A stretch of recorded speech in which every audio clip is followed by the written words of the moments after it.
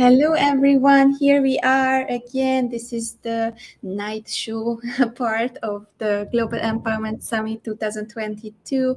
I'm so happy to be here. This is the third year that we are organizing this summit.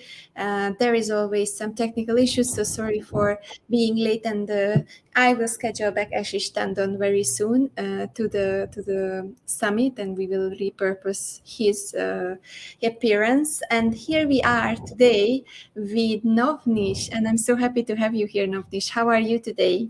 Hi, Andrea. I'm happy to be here. Thank you for inviting me. I think it's my second year, so everything is good. I'm really happy to tell my story to everyone and hope it would be of benefit. Yes, yes, I'm happy to share the stage with you again, and I'm happy to feature you on the platform. And we have a very nice first day. This is the first weekend from the 5 weekends of the summit, and it's quite exciting to see people coming back with their stories and how everything developed. So how is everything for you? What has happened to you since we haven't met? I know you became very busy. You are going up on the ladder. So tell us a little bit about your story. Yeah, yeah, a lot has happened, and I left my old job. I joined a new one. So that's a new adventure, but a really good one. So I've been quite traveling from one part of Europe to another, attending conferences, participating in events. So everything's like all good, a lot of movement, a lot of adventures, looking forward to it, and just going with the flow.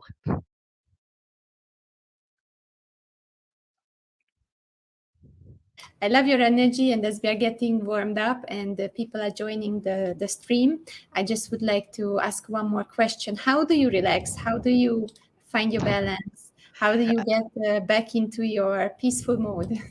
Actually, I'm sure a lot of people have their own ways, but mine's particularly unique because I've been playing video games since I was very little. So whenever I want to relax, I just go online and start playing a computer game, and I'm fine afterwards. Computer games, all right, that I have never heard. Yeah, yeah. Being online and then playing with the computer games, but it works for you. You know, we are all different, so we all have our means and ways of relaxing. So Navnish, we are talking about a specific topic today, which is storytelling, and I really love the idea that you wanted to show it, not from just from the marketing perspective, because that's your expertise, but also from the storytelling perspective. So tell us a little bit about this. Why do you think is storytelling so important today? To tell you a brief about that, we need to go back in history. So human beings, all of us, we grew up with stories, right? Your grandma has probably told you stories, your father, your mother has probably tell you stories, and you tell stories. What we're doing now, we're talking to each other, and it's going to be a story. And 20,000 years ago, we all used cave walls to tell stories. And then the Bible, and then the Quran, and then there were epics, battles, and then we had Shakespeare, plays, theater, and then now coming to modern movies and Netflix in TV streams, right? So every time in part of the history, stories have been used, to share ideas, knowledge, and entertainment. And so it's natural that stories will never die, and we will always be telling stories. So which is why I always say storytelling is very important. And if you really master how to tell stories, you can attract people automatically. It's like a natural experience, like an attracting factor. It is, and I think we all remember those moments when in the old movies people are showing those events when the old people in the old times they came together and they were doing something like working together, and while they were working together, the kids were running around, and then they were all telling stories while they were doing this activity, and it became part of the culture, and that's how inherited these magical stories from different cultures. It's so exciting, right? And it's interesting you mentioned cultures because there's more than it's estimated there's more than 6,000 languages spoken in the world today, and really there's hundreds of unique cultures and societies that most of us can't even imagine to exist. And one thing though, that unites people from every corner of the world and has for thousands of years is storytelling. Yes, yes, and we can. I remember the very first. I think it was the first summit or the second summit where I had this beautiful African storyteller, Ntsina Milofe, and she was telling the stories, and she's still telling the stories under a tree in Africa to the people, to the kids, to the adults, and she is regarded much with respect as a storyteller in their culture because she is the one inheriting all these stories to the next generations, right? True, true. And I mean, there's a lot more people. I mean, more and more that talk about storytelling and actually use storytelling, and it's. I mean, some people that might be listening to this might think, okay, why storytelling now, and why? I mean, why is it all of like a hype, you know? But I'm just saying that it will always be a hype because every minute, every second, there's so much noise out there online, so much content in the world, and to really stand out, and to really tap into the emotions and feelings of your audience, it's ever more important now to tell stories, but in the right way.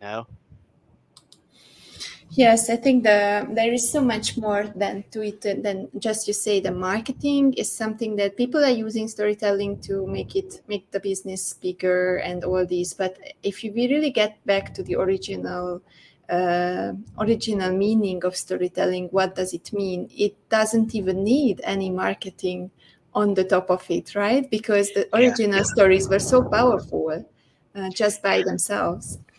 And it's true because, I mean, originally the meaning of storytelling is basically the art of telling effective stories, or in other words, communicating your idea, your message, or something important that has happened by creatively using content. When I say content, it could be words, it could be images, it could be videos, it could be sounds. And all of these are just used to attract, to engage, to communicate clearly, and at the same time to be understood, to whoever you want the message to be reached.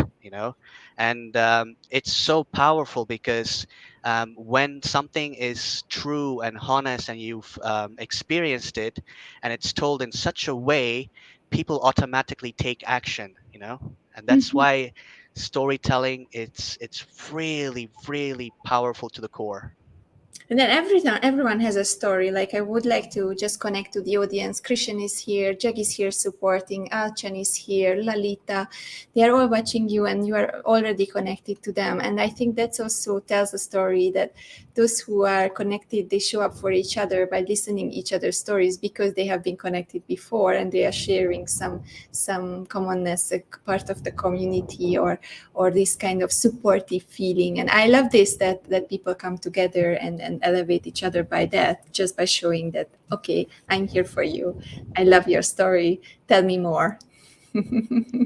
That's true. I mean, as you said, as you rightfully said, everyone has a story and they're eager to share it. And more importantly, they want people to listen to it, right? Yes, so true. So it Jegatis is already found the speakers' names, so I cannot really pronounce it. So I was very careful. So Gitsina Milov, I think that was the name of the lady. So I'm really happy to have her. You should watch that session back. She was so powerful. And we have Amrin here. Jay is joining in. And Christian is also greeting everyone. Thank you guys for showing up here. So let's explore more, Novnish. Sure. If someone would like to tell their story and if they still would like to be authentic with that, where should they start? What's the first step in storytelling? Um, an effective way of telling story is quite simple, really. I mean, everyone, as you said, can tell stories, but not everyone can tell it well. But so the idea behind is that you subconsciously, without knowing, or you're constantly scanning the environment for information that's going to help you meet your primitive needs to survive. And I'm sure you must have heard of this person called Abraham Maslow and his Mhm. hierarchy of Yeah, needs me too. pyramids, right? So what he basically said, that a person's basic needs must be met before self-actualization can be achieved. And the key here is that for your story to be seen, to be heard, and to be understood by clients and prospects is to really focus on those aspects that will help people survive.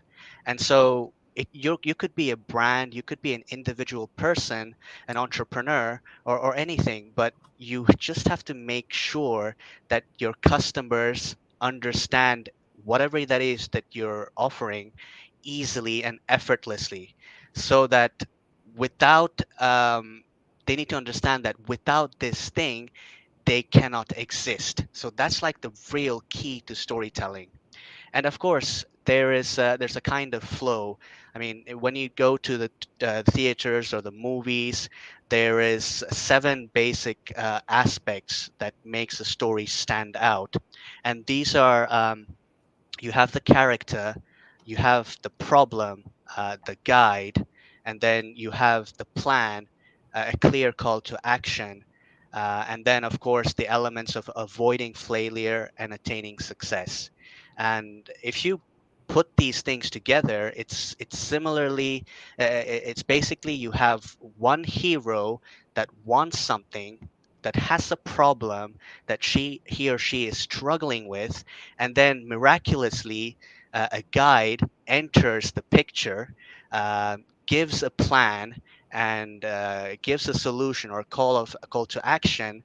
And as a result of that, the character manages to avoid failure and attain success, right? So that's the typical plot in every single movie and every single message, right? And if you follow that and apply it to whatever you want to say, it will clearly click with the brain and go in. I mean, that's just the simplicity of it.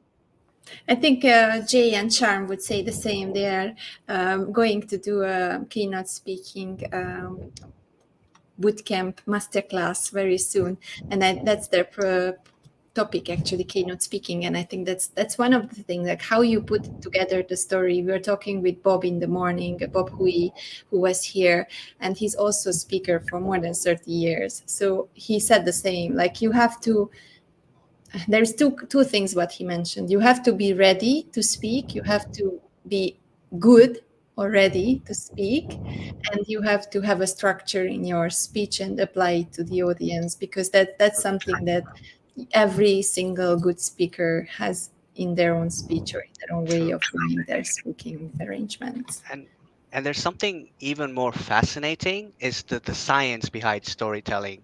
And of course, when you have an average storyteller and a really good storyteller, your brain notices that difference, you know? So consider a really good storyteller. So when this person tells a story, what happens in your brain is that your brain waves actually start to synchronize with those of the storyteller, and so whatever he's narrating activates certain regions in your brain, and it would show you images of the person's motives and perspectives and thought process. So, for example, as the person connects with the characters in the story, your brain releases a chemical called oxytocin, which is also the same that's released when people fall in love. And similarly, when we observe another person perform an action or go through an emotion related to a story, there are certain neurons that gets activated. And when you have facts and data presented in a form of a story, your left side of the brain gets activated. And of course, you have the right side, which is often associated with creativity and intuition, which helps you see the big picture. So, what effective stories do is that they help you to feel these emotions, which really make your brain and yourself subconsciously accept and feel comfortable when people tell stories. So, I mean, a quick example of that, you must have gone to a library or you must have seen children listening to stories. As soon as someone starts reading stories, they feel so comfortable, and you've seen that. So that's exactly what happens to us. Yeah, I think this is something interesting, and Embrin is also saying that the frequency vibration is the key also for connecting with the reader, because she just wrote a book, so she also Yep. feels that it's resonating with her readers. And Elchan is saying, like, Prince Charming story coming to the rescue for your previous words about how the story is put together. So it's a fascinating thing. I think we can read many books on it. We can do many things with it. But the best thing is to practice, right? How do you put together a story? If you want to have a good story, you mentioned already what are the parts of it, but how do you create this story in action? Well, so I remember those 7 steps that absolutely need to be in a story, but at the same time, there are certain narrative techniques or formulas that help you get your message across to a reader. And there's 10 or 12, but I'm just gonna give you like maybe 4 or 5 that you're probably more used to. One of them is the before and after method. So you depict an image of how someone is before you give them something that's going to change their life, and then you show them the same picture of what happens when someone gets the solution. So that's the before and after method. There's another one called an emotionally charged personal story, and this is when you make sure that you put the character listening to the story go through an emotion that really resonates with them personally.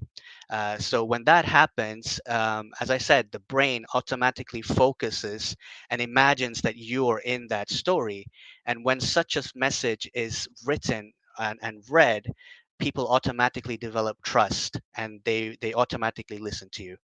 And a third type of method is a fairy tale technique by Pixar. I mean, Pixar, they're the famous animation movie makers. And what they do is a typical fairy tale story that you said. There's a hero that holds the hand, takes them to the destination, the goal, and avoids failure, avoids danger, and everything. So, in terms of products and solutions, what you could do is that you're given a solution that helps you solve a really difficult problem, and at the end you're really happy and everything goes well together. So those are some of the narrative techniques that you can use. I mean, there's more than a dozen, but I just wanted to keep that to the short three. It's good. It's good. We cannot remember everything, so it's good that you are Yeah, bringing it in drops and little yeah, little yeah. portions. So we already explored, okay, why storytelling is important. Where is it coming from? We explored a little bit of connection with history and the different generations, and we also got to know how a story is built up. What are the specific elements of a story, and we were talking about the actual putting together, the actual process of putting a nice story together. But let's go further. How can we use a story for a business or for our company to grow and to market ourselves through those storytelling practice? Sure. I mean, when we talk about storytelling, marketing is storytelling, business is storytelling, sales is storytelling. So whether you have products, whether you have solutions, whether you have people, you have to understand that buyers these days they have a lot more access to information about features, benefits, without consulting the sellers at all, right? So, which is why adding a history behind where you're coming from, what you're doing, how your products and solution can help you solve the problem, and how it can really bring you results is really a way of connecting with the consumers, gaining their trust and understanding of others. And you may have seen a lot of brands using their successful clients, or the people that use the products or solutions the most. They take their testimonials, they take their quotes, their comments, their success stories, even make it into case studies. So these are all ways of proving, like a social proof, that your product has managed to help someone out. And at the same time, when you're even talking to someone, you're trying to find out what is in their head, and what is that problem that they have, that you can come in as the guide, provide them with a plan, and make sure that they're successful. And here, it's not selling anything. You just want them to do good for their business, for their life. And when you have such an approach without the sales approach, and genuinely trying to help someone, give them free things, give them free guides, help them across their path, people generally trust you. And that's how actually you build that trust, whether it's online, whether it's offline, right? So if you just remember that principle, no sell, but help as much as you can freely, is the way to go.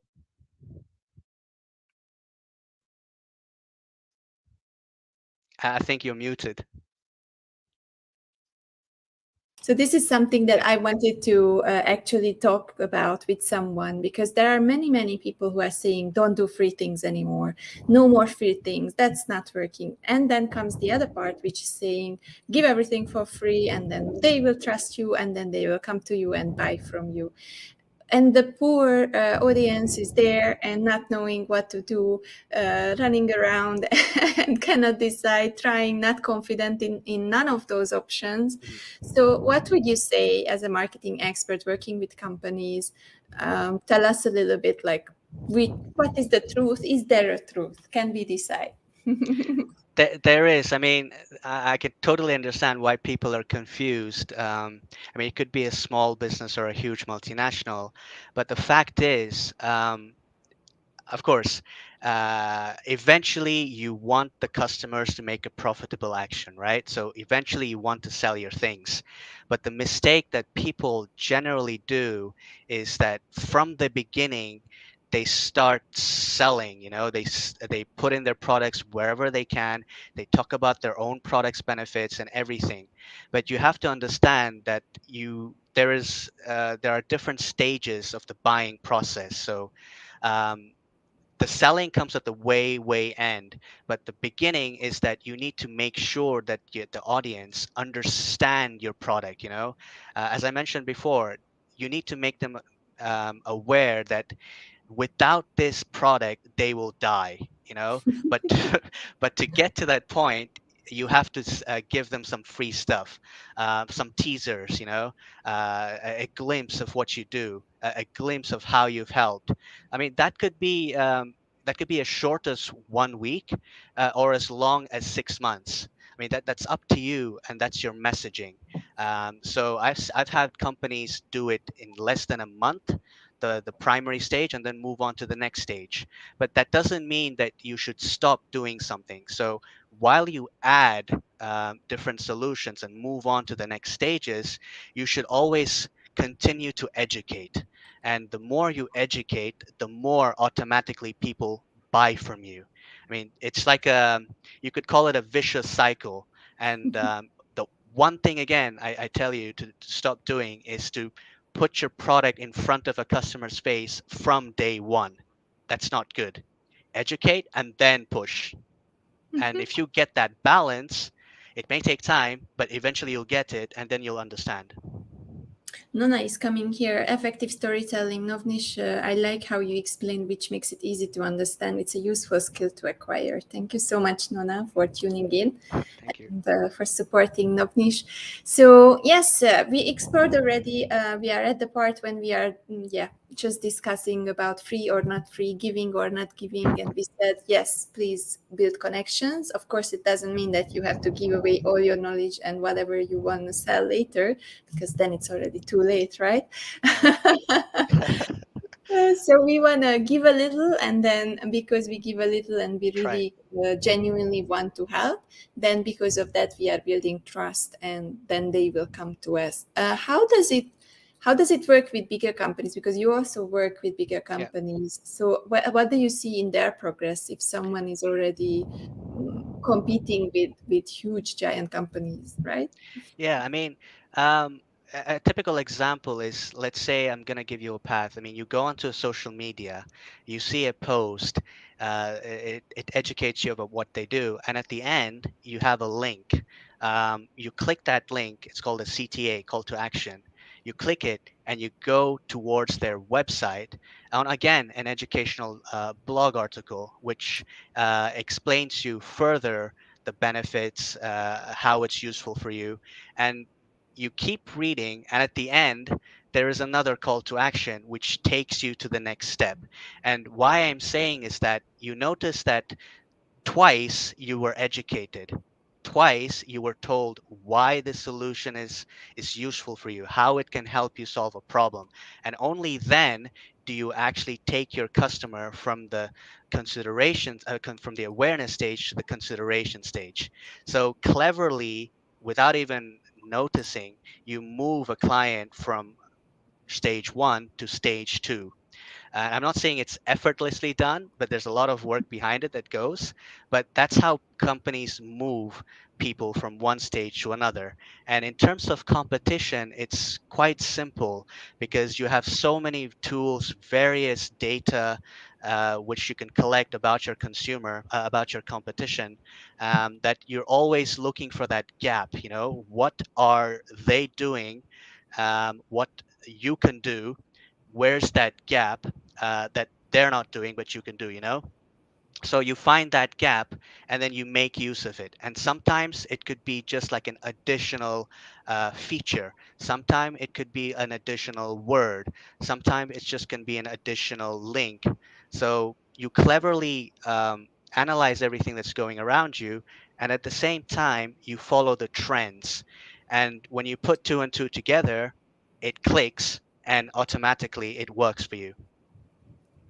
So from awareness to consideration, it goes through and then it ends up with a good note. Everyone is happy. Client gets what they want, and then the company is getting also what they want. So everyone is winning, right? That's the good That's, process for that. yeah, it's a And short way of putting it. Yeah.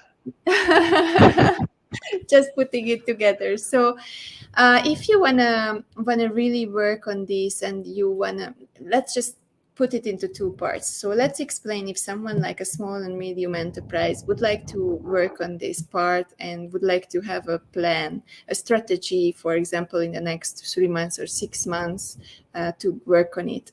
What are the things that they have to collect? What are the things that they have to consider and put into place? Um, So there's two things. First, you need to look internally, as in who you are, collect the story about that, what you do, what the product does, the history, how it became, and all of that you collect. You talk to your people, you talk to your existing clients, collect those stories. Why did they choose you? What is good about you? All of those you collect, and you share it out to the community, to the audience as much as you can, because the people, of course, they're trying to build relationships, and you're trying to build a relationship with them. So it's just like friendship, you know, you get to know about them, they get to know about you. And how do they know that? The more you communicate about you, the benefits, how you are, what you are, your story. And so once that is done, you have to go external, in the sense, analyze your competition. What are they putting out? How can you do something that they're not doing? How is your product really unique compared to theirs? And then you start putting out stories about that, you know. So you're clearly attacking the competition, but you're also building a space for you, your uniqueness, your value proposition. So once you collect the internal and external, you can then efficiently start selling, because you've literally done the hardest part of educating your customers. And now it's mainly using these automatic tools, these emails, um, Mm. these social media, managers, all of those, putting out posts, dishing out content, and then the next half of your year is will be really easy to start really focusing on the products and selling.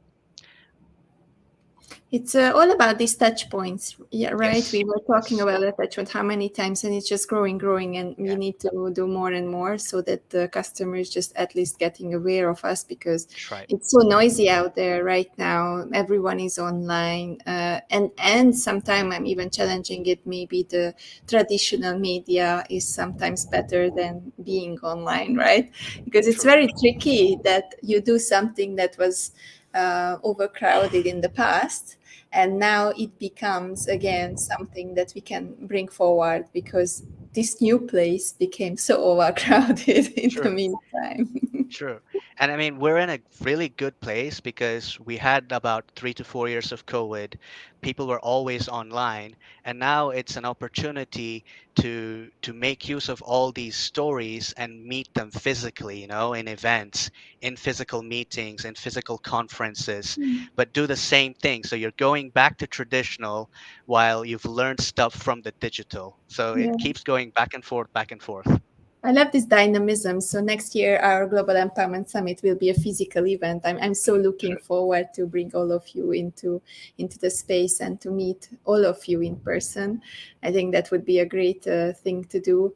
And the storytelling is just, I have so many questions. It's a curious topic for me. Yep. There's so many things to talk about here. So we already talked about it, how a small company can do it, what are the steps, but what if it's just an individual who would like to, as an individual, go out there and tell his or her story?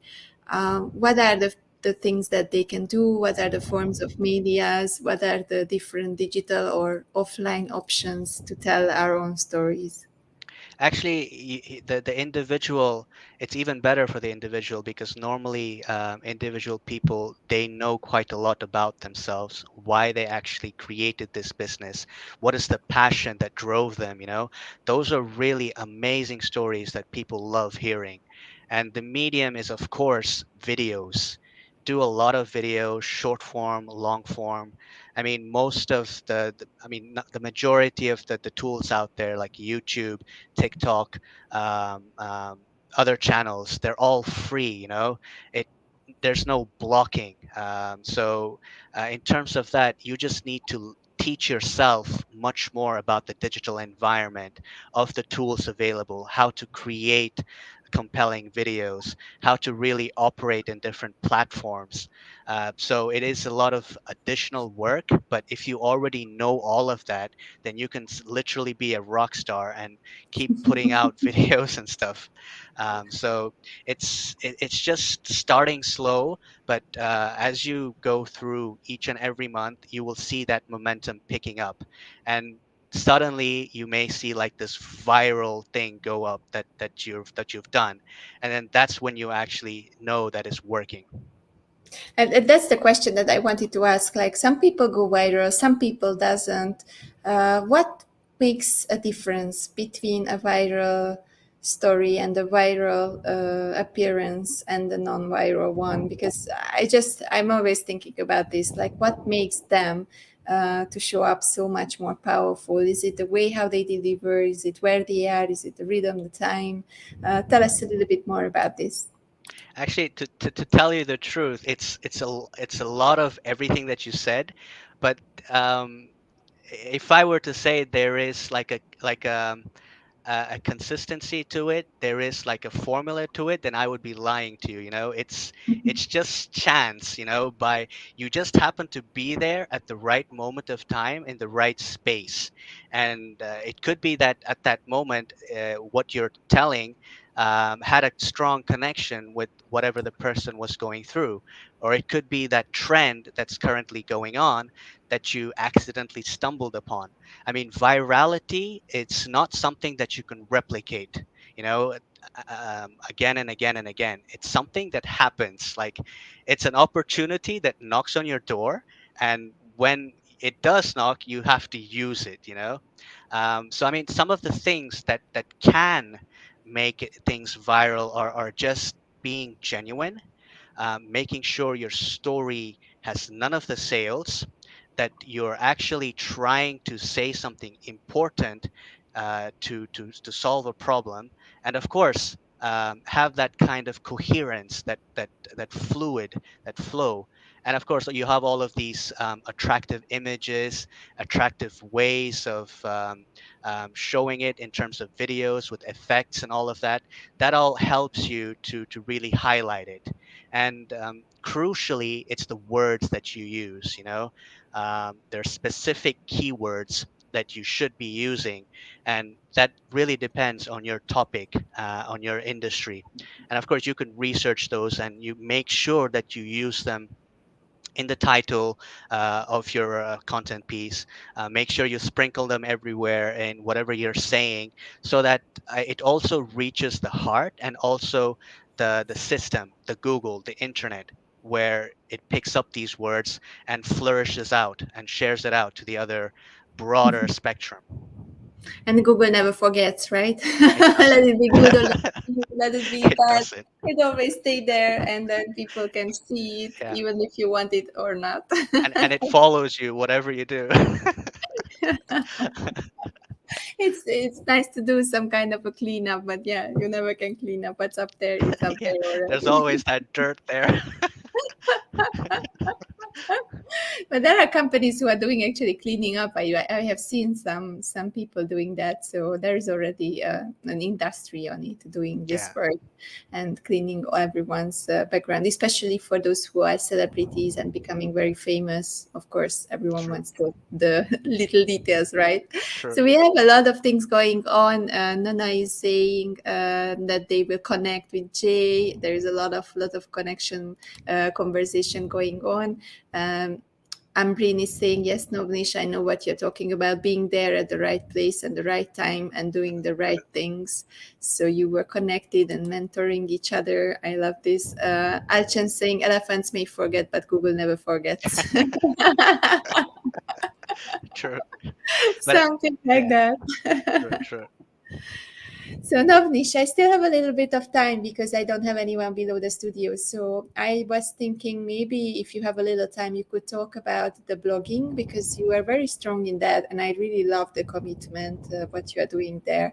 So, tell us a little bit how much time it takes to be so committed and also to make a blog successful because that's the most important thing.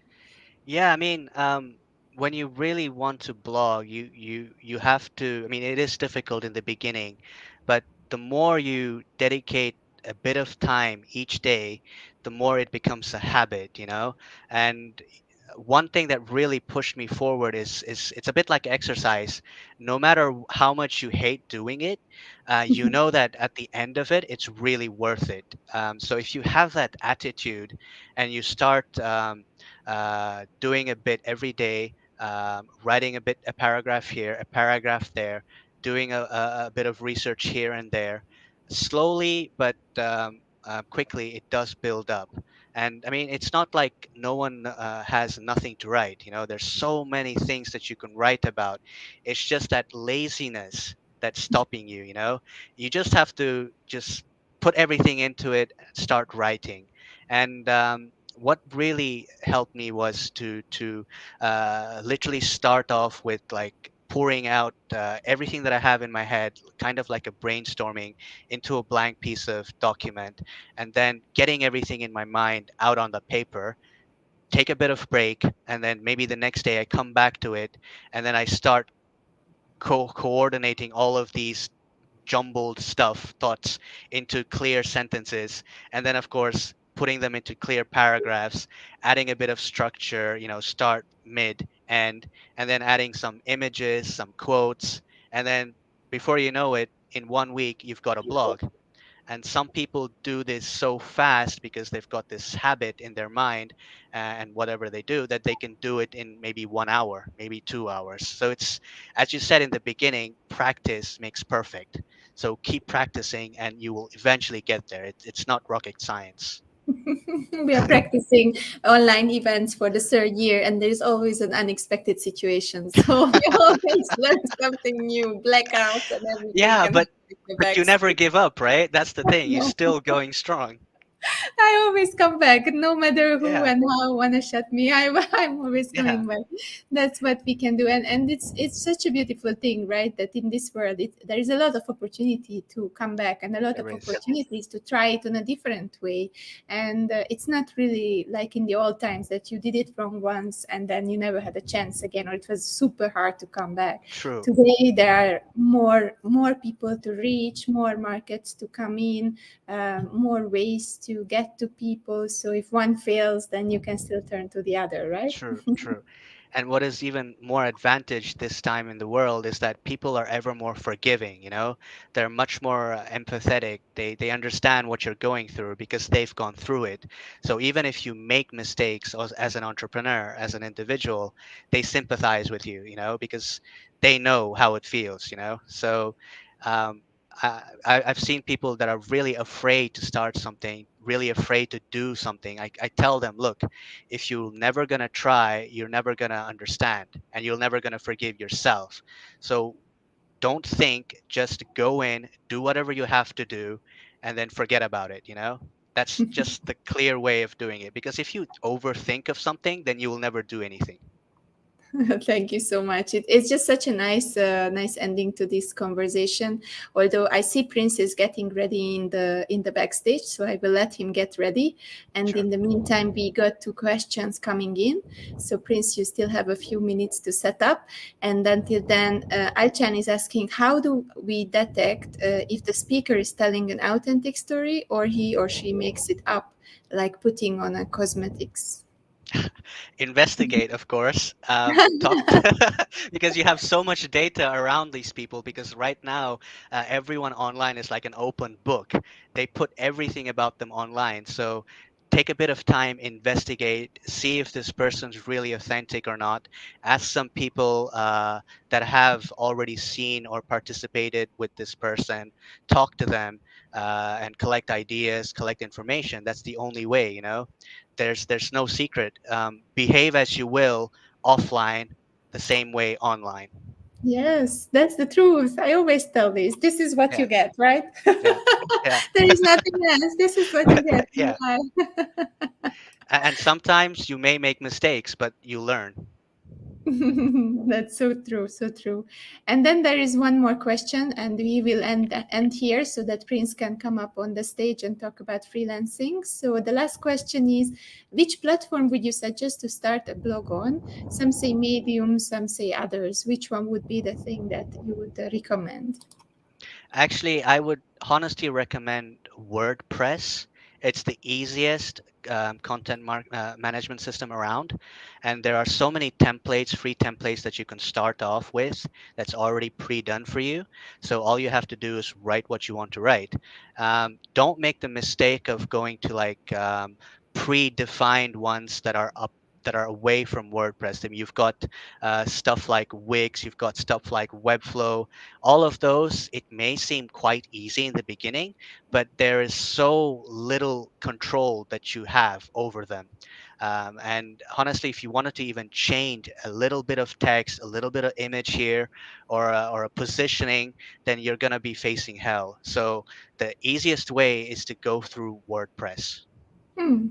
Yeah. Thank you for this, and then thank you for this amazing conversation. I think we arrived to the point that we can go to the next up and talk about freelancing with Prince.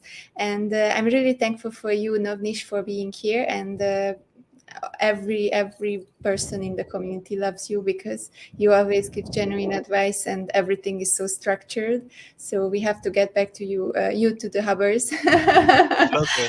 Yeah, do. I mean, I appreciate it. I mean, yeah, I've been away for such a long time. I actually miss being in those regular meetings of everyone, connecting with them, listening to their stories. So I'll definitely make it a point to try attend regular meetings again for sure.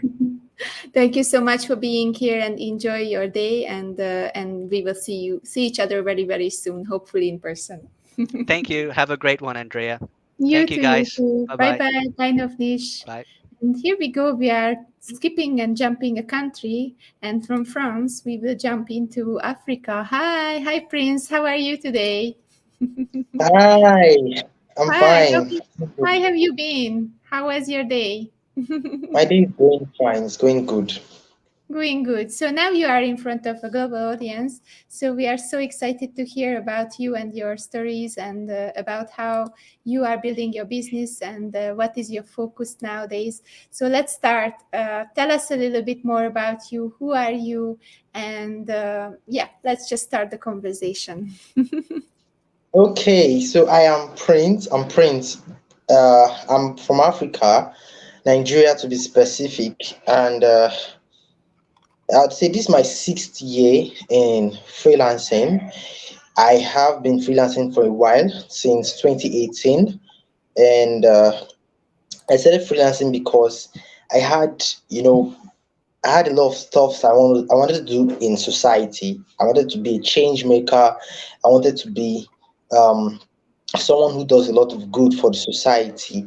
And to do all of that stuff, you need finances, you need money. So so I came into freelancing to make the money. Yeah. So that's what brought me into freelancing. And I've had a lot of experiences, with clients, local and international clients. So I would say I've seen the good, I've seen the bad, I've seen the ugly, but then I think it's all good.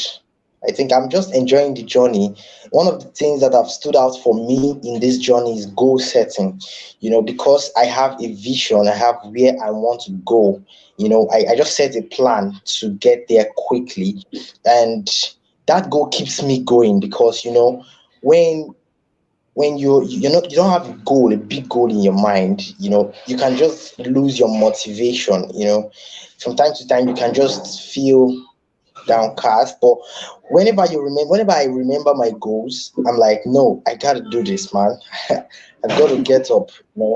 When those bad moments come, when those because let's face it, those moments would always come. There would always be periods when things won't go as expected. It's your goal, your vision that keeps you going. Yeah, and that's what has kept me going.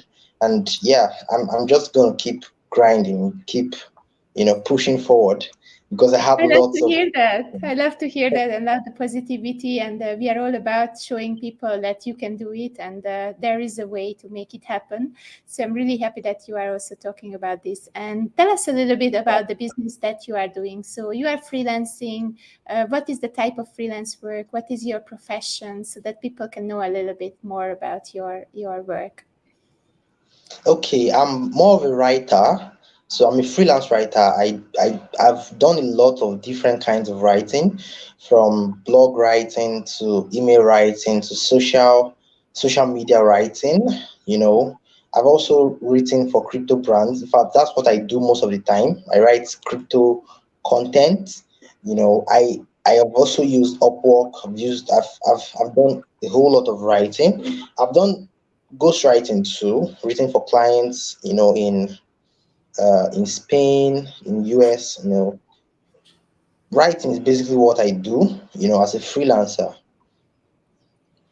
I love the fact that you are mentioning that you are going on out on all these platforms like freelancer and all these, because a lot of freelancers are afraid to show themselves and go for after clients. But I think on your side that's not missing. You are also chasing the clients and going out there and showing what you do. Yeah. Yeah. Yeah, actually, I think most people, sometimes these platforms can be difficult, and for most people, they don't try hard enough. When you try and Upwork, maybe the first few days and weeks, you get rejections and rejections and rejections. You just give up.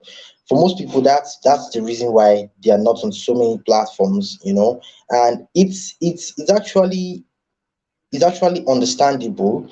For me, I feel like I like keeping my options open. I like having a lot of options, So while I know I expect rejection, you when you do not expect rejection, when you go into a field and you're all optimistic, you know, the first few rejections can just throw you off balance. But when you know that life is going to surely give you some rejections, you expect that, yes, along the way, I'm going to get rejected, I'm going to get some difficulties, that makes it balances up everything. You're more prepared, you're more it helps you adapt to some of those difficulties, and I feel like that's what people need to know and understand about this freelance industry. It's really tough, but you just gotta do what you gotta do. Yeah. And I would like to get to the point that you were mentioning about the blockchain and the Bitcoin and the writing in the new world and all these new opportunities that are coming up, because it's a huge market, right? Metaverse, Web3, digitalization is giving you all writers, copywriters, just so much work. So I believe because of this double, triple market just happening, like creating a totally different new market, will help you to also give tons of new opportunities. So you just have to like specialize and grab out to it and be there, right? So what are the things that people are searching for in this space of the crypto and the Bitcoin industry in a copywriter like you? What do you usually write about in your field? Okay, yeah, in the crypto industry, it's kind of a new industry, and it's also very complex, understanding blockchain, the blockchain technology, the metaverse, how it works. It's really difficult. So as writers, we are basically simplifying some of these technical stuff. Yeah, most of what I do runs around simplifying the complex stuff, making it easier, helping a brand, a blockchain company or a blockchain brand, help them sell their message, what they want to do to the general public.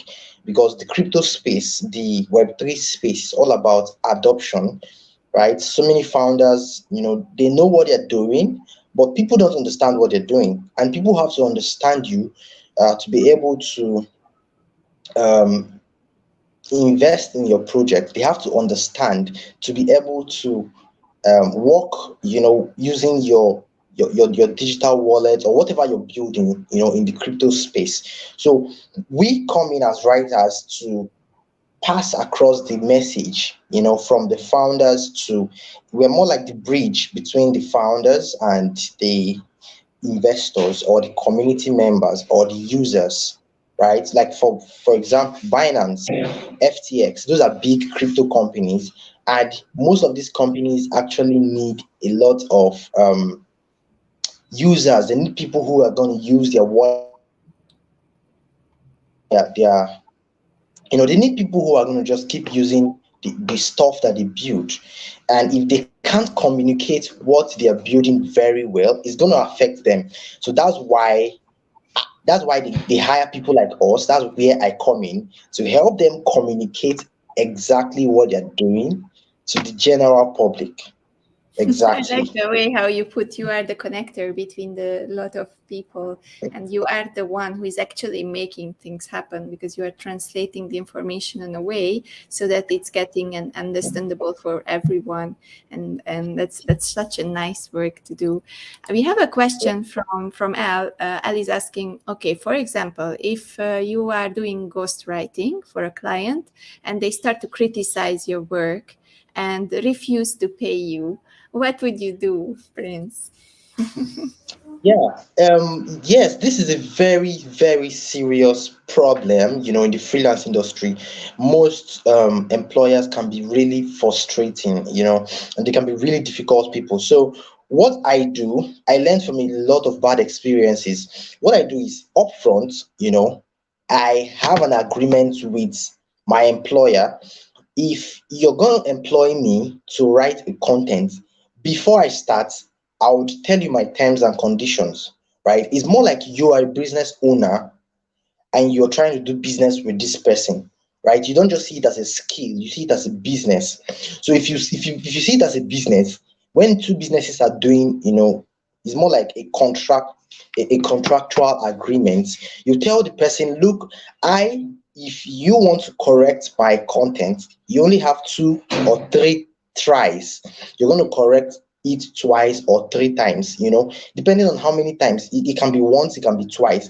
If the person corrects you once, you accept the correction and you go work on, because the person hired you. Yeah, the person is your employer, so you got to do what the person says. But most times these people can be difficult and frustrating. So in that situation, what you do is, beforehand you tell them that you're only giving them 2 corrections, right? 2 allowances for correction. So once they've corrected you the first time, you go and you change what they want you to change, you edit and you do everything. If they correct you the second time, that will be the last time, right? If they want to correct you again, they'll have to pay you. All right. So in a situation where and in a situation where they've not paid you upfront, I usually tell people to push for upfront payments, because if they've not paid you, then you have no choice. You just have to do as they say, so that they'll pay you. So situations, could come up where you would have a disagreement, and after all your hard work, the person will just tell you, okay, you don't want to obey my orders, so I'm not paying you. Those kind of complications could come up. So you would have to request for an upfront payment, at least 50 or 60%, right? Yeah, you just make it your priority, your standard. If you're working with anybody, you set your rules. You are an independent contractor. You can't, you can't allow those guys bully you, and do all sorts of things to you. So you have to operate by rules and guidelines. Whenever someone wants to work with you, you tell the person, okay, I would first accept if an upfront payment before I begin this work. And also, in the middle of the work, if you think what I'm doing is wrong, you want to correct a few things, then you only have 2 chances. You only have 1 or 2 or 3 chances.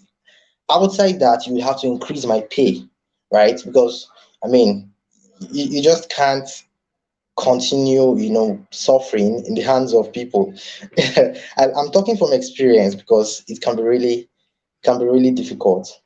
Yeah, thanks. I'm seeing the comments. Thank you, guys. Thank you so much. Yes, I think they are really, really fascinated by me, by you, just like I am by you. So every time I see a new talent coming up and I'm connected to all of you, I just sitting here in Ave and I forget my questions because you are just amazing. I love the way how you are, as Jag is saying, how you put together the mission, the vision that you have, how actually Jay, for example, he's a speaker, quoting you already, expect rejections, difficulties, you are more prepared, life lesson 101. So you can see that everyone is just loving this and listening to you. So Prince, I'm really thankful for you for coming for this interview, and Yeah, I really love that we could make this happen. I hope we can be connected in the future, and I believe we yeah, can bring you more opportunities. Guys, yeah. whoever is watching this live or later, here is someone who is copywriter and doing this job as a freelance work. If you need someone, you don't really need to go far. You just have to reach out to Prince Obina, and then you already have someone to trust in and to work with. And I love the life lessons. I think I will also ask one more time. What would be the one thing that you would tell out there to the freelancers who are struggling and who are just like you, getting rejections and very difficult customers? What would be that one message that you would tell them? Okay. One message I would tell you as a freelancer. Um, I think my message is still the same. Set goals, right? And expect life to not go as planned. You know, every year people usually set goals. You should break down your goals. First of all, set yearly goals and then break them down into monthly goals, right? So you know when you're making progress and when you're not making progress. Now when you set your usually I break my goals down to daily goals. So even every day I have a to-do list. Every single day I have a set of goals I want to accomplish. So every day I accomplish some goals, and then I also accomplish goals in the week and in the month. So I know I can just look at the piece of paper and say, okay, I'm making progress, and this is where I'm missing it. This is where I am making progress, and this is where I need to work on. Having a set of goals really puts you in charge of everything. It makes everything just what's the word? It makes everything fall into place, right? When you've not written down your goals, you've not put those things down, it becomes really difficult for you to be in charge of situations, right? And when things do not go as planned, we've all had this experience where you wake up in the morning and you've had your day all planned out in your head, but then the day does not go as planned, right? And it's a normal thing. You should expect that life may not work as much as you want it to, right? But whenever that happens, pick yourself up. Sometimes you might feel too lazy. There's sometimes when I got up in the morning to work, and throughout the whole day, I was just unmotivated. In such periods, it's good to just take a break, right? You're a human, you're not a machine. You're a human. So you can just take a break, take some time out, forgive yourself, treat yourself nice, right? Because you are your greatest asset. You can't just treat yourself badly. You got to love yourself. You got to treat yourself the right way, and keep working towards your goals, because um having a big goal is the first thing. Having something big you want to do for the world, will push you beyond other people. I have a lot of friends, right? But one thing that sets me above a lot of them is I have big goals I'm chasing. I have big things I want to do. So whenever I remember those things, it keeps me going, right? But if you don't have any big goal, you're just sitting out, maybe looking for the next $500, the next 1,000, $1,000, just looking for, it's with that kind of mindset, you'd remain in a cycle. You just keep going round and round, no much progress, right? So you need to create big dreams for yourself. I want to buy a house in California. All right. I want to own some hotels. I want to build this. I want to build that. I want to have $1 million business. Those kinds of big goals actually push you, beyond other people, right? So that's the lesson I would like to pass across to everyone listening. Set goals, have a big vision. Love your passion, Prince. And here is you are just for you. An axiom for rejections. First they ignore you, then they laugh at you, then they fight you, and then you win. Yeah, that's correct. That's correct. Thank you so much. That's correct. I love that. Thank you so much for being here today. It was a lovely session. I'm so happy to get to know you better and to Yeah. feature you on this platform. I wish you all the success and all the dreams coming true for you. And I will work on it so that I can also send some people on your way. And yeah, go for your goals and just work on it. You will make it. I already can see it. Yeah. Thank you so much. Thank you so much. Thank you for being here, Prince. Bye bye. Have a nice day. Yeah. Bye bye. So we are switching in the studio while Prince is leaving.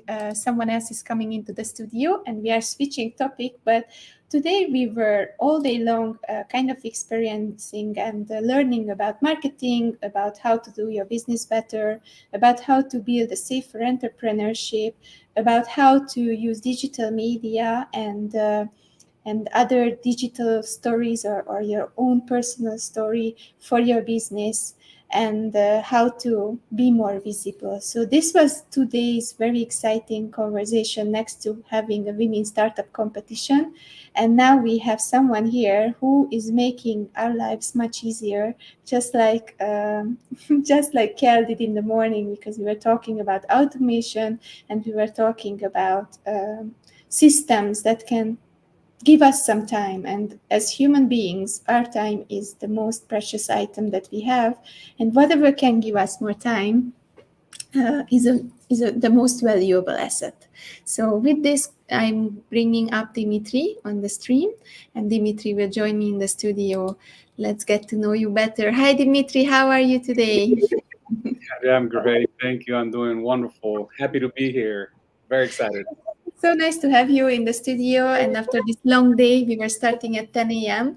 and a lot of sessions were happening in the meantime with amazing knowledge. So please, guys, watch it back. Make sure that you take a notebook and you are also applying what you learned from all these experts who are speaking in front of you.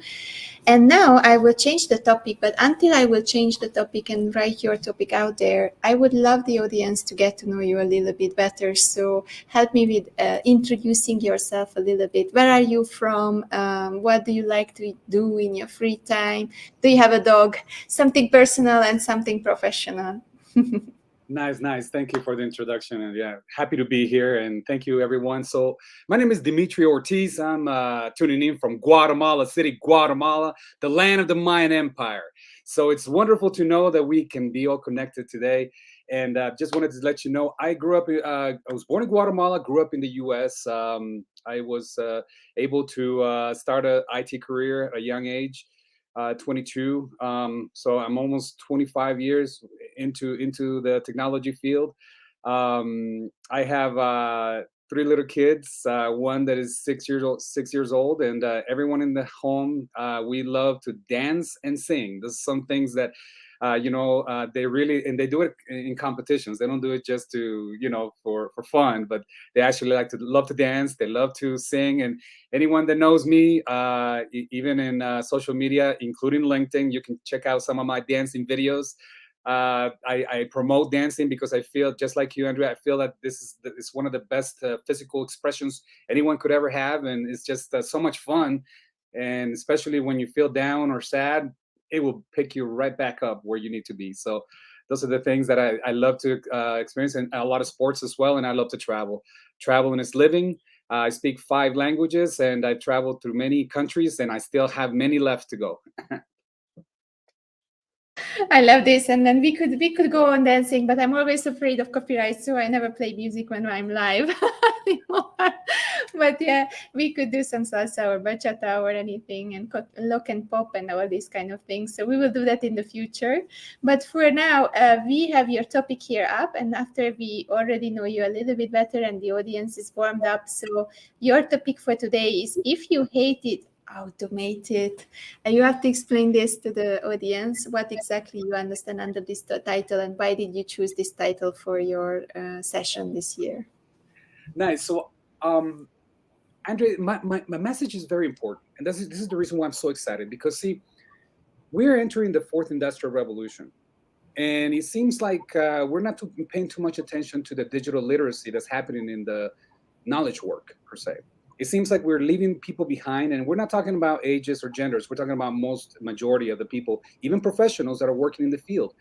And it seems like people are still believing that technology is for the IT department, which is something that we need to change the attitude. Because if you've noticed, pretty much every industry, every field, every profession, every sector, they are all under the umbrella of technology.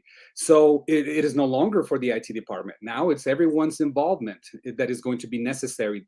And creativity is going to be the key. We know that as human beings, we have curiosity that drives our innovation and drives our creativity. And in the same way, this is how we're going to make things better. So the reason why I say, if you hate it, automate it, it's interesting because, see, automation started over 100 years ago. And we understand that with Henry Ford and the mass production, people were working in assembly lines doing robot work. In other words, like machinery. Now we understand that we finally, technology was able to catch up with us, and we were able to actually create those robots that did that heavy lifting, that heavy workload for humans. And humans were able to finally start to managing those robots or managing those systems. And now that is the physical part. Now it's interesting because the same thing happened in the knowledge work. We brought that same automation, the same robotic work to the work. Because put this in perspective, people go to university for 4 years, they become accountants, they come into a workplace, and in accounting, they work 15 to 20 hours doing repetitive manual work that is boring, mundane. It is not stimulating to their minds or to their profession. They come and inherit a structure, and they are taught to obey it. They are not taught to challenge it. They are not taught to make it better, to improve it, or to even exercise problem solving. We're very repetitive. And if you think about that, that's not the best thing that could happen to our brains, because our brains are meant so that we can innovate, right? That's our nature. We want to innovate. I mean, look at where we're at today. If it weren't for innovation, we would be still, we'd still be hitting rocks trying to start the fire. So this is the reason why I say that if you hate it, you should automate it, because as a professional, you have services and you have knowledge that you want to express, and you want to develop, and you want to contribute, whether it be a job, whether it be a field, whether it be anything.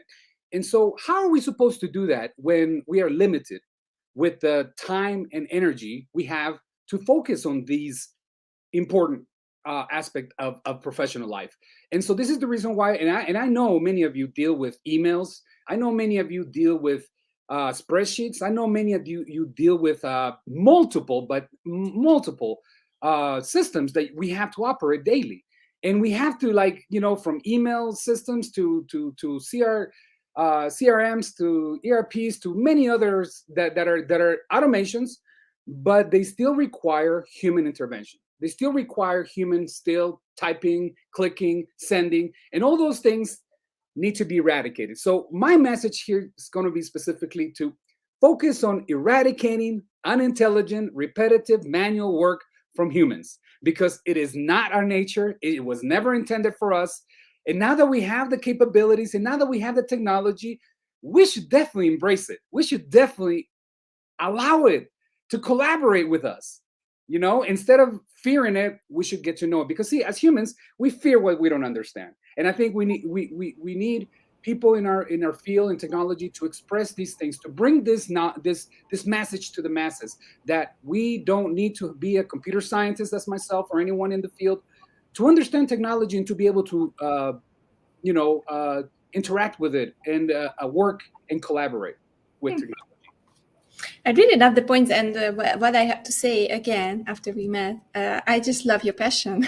Like how you talk about this, it's like I would talk about dancing. Like it's really on the level of, okay, you are understanding it, and now you are believing in it, and now you are bringing it to other people, which is such a beautiful progress and a nice vision to have. So tell us a little bit more about the practical side. Like if you have to tell me an example, like what are those things that, for example, machines can do and people shouldn't. So if we take out this thing, what you say, that repetitive work that humans shouldn't do. So what are those things? Tell us a little bit about that. See, exactly. So I would like to start with the fact that many of these tasks that I'm going to talk about are taking away our time so that we can focus on more value work. But instead, what we do is we are, for example, as I mentioned, emails. It doesn't matter where you're at on the ladder.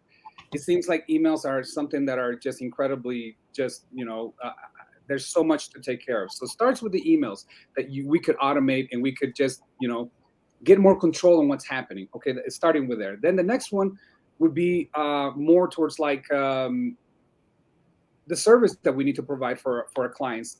Many of our clients, for example, require, most businesses have invoice processing, for example. And invoice processing is one of the messiest structures that most companies have. A lot of them have, they're not standardized. And that's kind of where I want to focus this talk is we need to standardize our internal operations. In other words, we can't have paper, we can't have writing, we can't have emails, we can't have, we need to start digitizing our work, because first of all, we're going to save a lot of trees, and if you want to be environmental, sustainability comes in the picture.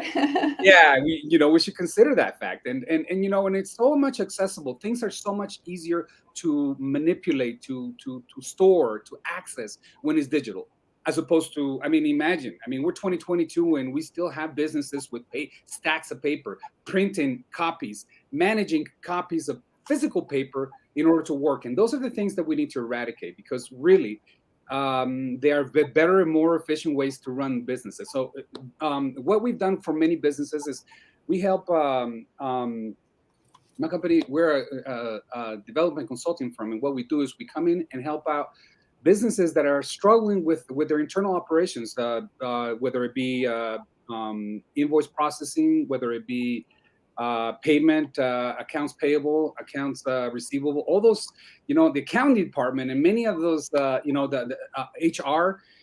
HR has onboarding process, and the onboarding process has a lot of paperwork. And the problem is, you have HR professionals that are called human resources, but yet the human resources are more paper resources. It's like they're concentrated on other things other than the human side. So those are the things that you need to consider when you want to provide better services. You want to take away all that manual work, repetitive work from your employees, so they can focus on the employee. They can focus on the client per se, on the customer, because that's kind of, and it's interesting because many people are talking about employee satisfaction. We have all this bunch of things coming up, all this bunch of organizations, all this bunch of workshops, ideas, and that's very wonderful. But at the end of the day, when you have a human doing 15 to 20 hours of repetitive, mundane, constant work, the employee satisfaction is not going to be there, because they know that their impact within the company is not much more than what a software could be doing. And I don't think, and companies need to understand that in order for employee satisfaction to be there, you need to provide that environment.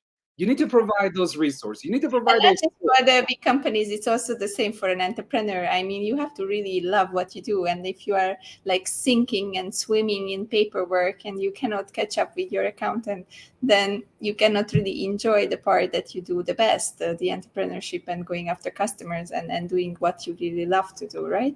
Exactly. So I have a PowerPoint. Is there a way that I can?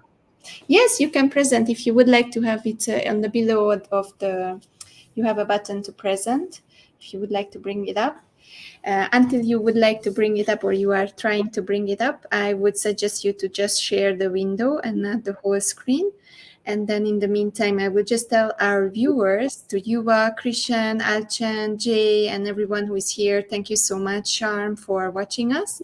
It's really wonderful that you are with us, and I'm looking forward to what Dimitry has to show with us. And after he's opening the presentation, we will go further. So I think I would like you to invite you to play. So you remember we created a game. The game is available online. The only thing that you need to do is to look out for this link. We created this with Shiv, and the link is going to gbt.la and GES22, and that is a game that is asking questions about our sessions, and every Friday, Saturday we are updating them. And once we update them, then after that we can actually see how you put your information inside. And then once you put the information, then it's collecting your points. And after the 5 weeks of the summit, we will announce the winners. So getting back to you, Dimitry, could you open the PowerPoint? Okay, now I can see it, so I will add it to the stream. So we just have to see whether you can move it. And then it's all good. Thank you so much for watching, guys. And thank you, Jack, for playing. Hi, Christian, thank you so much for being here. Hi, Lalita. Hi, Yuva. And then, so nice to have you here. Hi, Christian. So Christian is saying, I concur with Dimitry and Yuva about the focus being the people rather than the paperwork and printouts. So true. And let's see. power. I don't have a way to manipulate it. Okay, so normally it's your PowerPoint, but let's just say it. Maybe you can show it at another time when I can give you another onboarding session when I can tell you how this works. Because before, with all the other people, we were trying it earlier, so they know how to do the presentation. So no problem. Let's get back to your topic. We still have some time, and without the presentation, maybe you can go through the same points, and then we can just follow your thoughts. Most definitely. So what I wanted to show is that more specifically, what I would love for people to know is that business process automation is available, and we need to learn how to leverage it, how to use it within our companies. Now, when people hear automation, they think about chatbots, they think about spam messages, and that's like the ugly side of automation. Because see, many people, just because it's automation, they think they can implement it everywhere. And in my opinion, if you want to nurture a relationship or build relationships of trust, you're not going to automate your responses, or you're not going to have a client for the first time just interact with chatbots that are not developed, are not even at the level that they should be. So what automation will actually do for your clients is being able to have access. For example, finance in the finance department. Andres, we find this a lot. For example, when people are trying to go for a loan, it takes forever to process that loan. It takes like months sometimes, and that's ridiculous because we're talking about the same process that should be already understood and should be standardized. And this is where automation comes in. It allows you, because see, many companies have, for example, they have people that come in like as professionals consultants that come in and improve their internal processes, right? They look what they streamline everything they can. Yeah, I was working in lean management and value stream mapping, so I know about that. Right, so they come in and try to find the bottlenecks and everything, and that's wonderful. But you know what the problem, what they do afterwards? They return the manual work to humans. And the problem with that is, see, technology, for us to understand technology is the manipulation of data. Simple as that. So if the technology is the manipulation of data and we're trying to understand the world and the universe better, we understand that the more data we have, the better we understand, the better metrics and measurements. So we understand that data allows us to understand. So we're trying to improve our business, improve our services. And so it's going to require a lot of data manipulation. But the problem is these are heavy loads of data that we are having error-prone human employees dealing with it, manipulating it. And you know what the problem is? Our clients expect accuracy. Even 100% is possible, because if we don't have 100% accuracy, then we have to explain why our services are not as good, are not as accurate. So this is the thing. In order for our internal processes and internal operations to be more efficient and really be streamlined and really be up to what they have to be, we do have to improve our internal processes. But the most important part is we need to automate as much as repetitive manual work as possible, so that we can really improve not only our internal operations, but also the service that our employees are going to provide for our clients. Because now they can be client-centric as opposed to work repetitive manual-centric. You see, and it's amazing. 2022. How is it done? I'm so interested now in this part, because we were talking about it. Okay, we should automate it. We should automatize and strategize and create perfect processes. We need to standardize. There are many ways how to do it. I was in management, value streaming. You have a lot of project management. So there are a lot of ways to do that. But how exactly, what are the tools? What are the things that, for example, your company is giving to these people? So what will be happening in the backstage? Is it AI getting together all this knowledge, putting them into a specific process, and just it goes inside here and then comes out on the other side? So that's what I'm interested in. Like, you put something inside and then it's done, and I don't have to deal with it anymore. Yes, that's exactly what it is, Andrea, and thank you for bringing that up. So what we do is we automate every process that can be that works manually that could be automated. But automation doesn't always happen end to end. Sometimes there are things like, for example, we can infuse it with AI. And AI, one of the major parts that AI in automation, which those the unity of those create hyper automation, which is more advanced automation. And what it is that you infuse AI tools that allow not only for repetition, but actually decision making as well. There's a lot of paperwork that is still being done by humans. In other words, data entry. So OCR, object character recognition, we're being able to extract that information, insert it into a spreadsheet in the exact way we want it, and be able to access that information in a readily way possible. So you can have many standardized, ready to deploy reports for specific situations, specific clients, and you don't have to have humans go and prepare that anymore, or you don't have to have all that processing time to look for something here, to put it there, to put it together. So this is what it's doing. It's actually allowing you to have more control of your data. It's allowing you to have more control of what's happening within inside your organization, and it's allowing you to provide better and more clear vision of where your clients are and what the kind of services you can provide.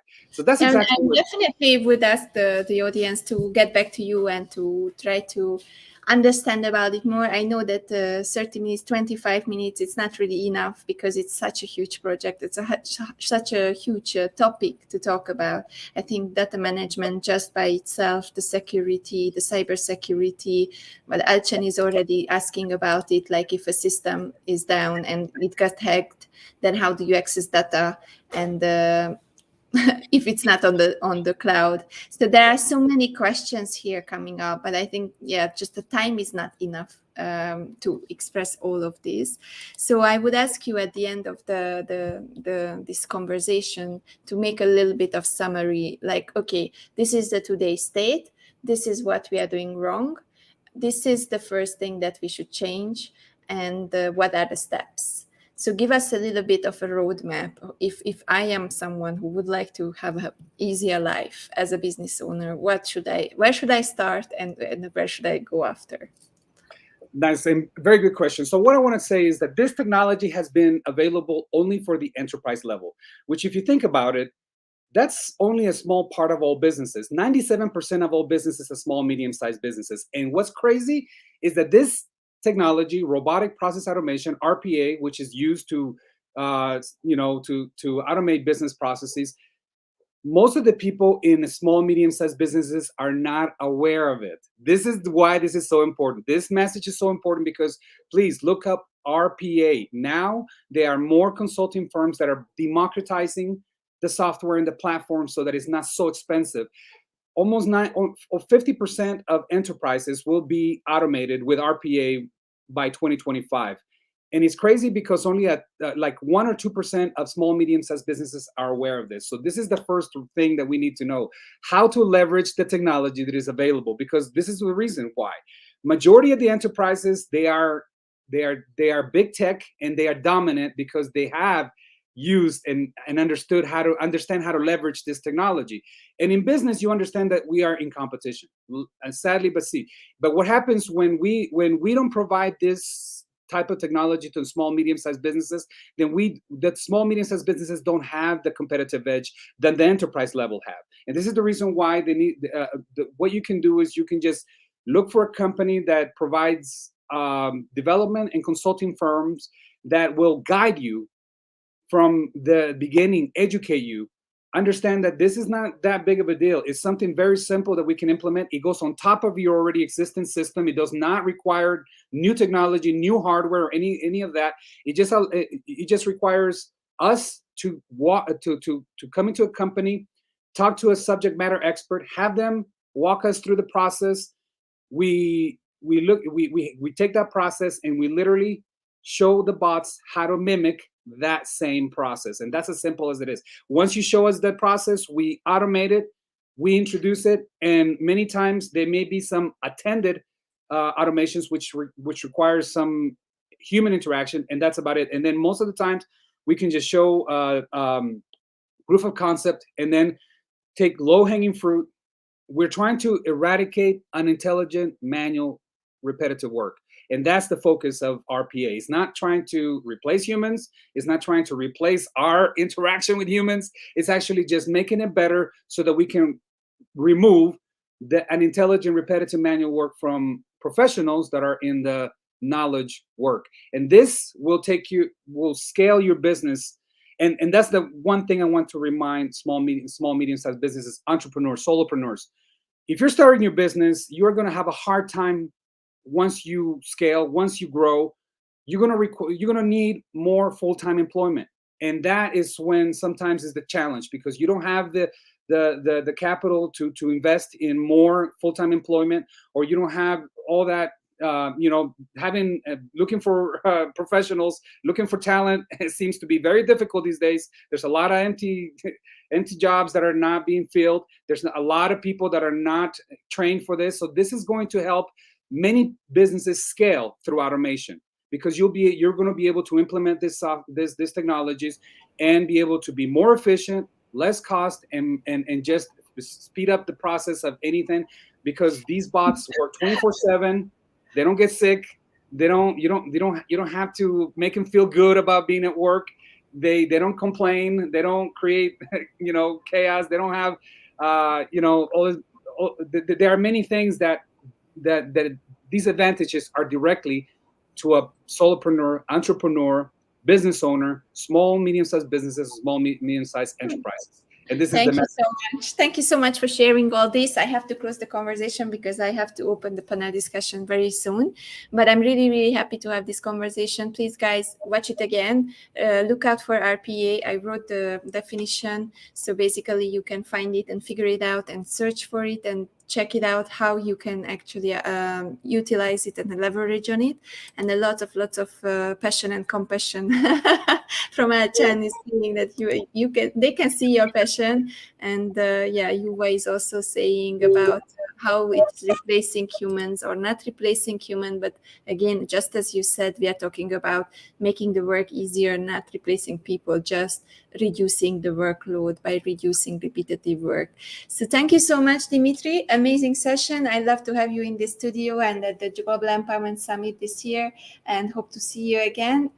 Please, guys, reach out to Dimitry on LinkedIn, or you can also go to the website globalempowermenthub.com, and under the speaker page you can find him with his links, and you can connect with him. Thank you so much, Dimitry, for being here tonight. Thank you, Andrea. Much love to everyone. Let's dance. Bye. Bye. See you.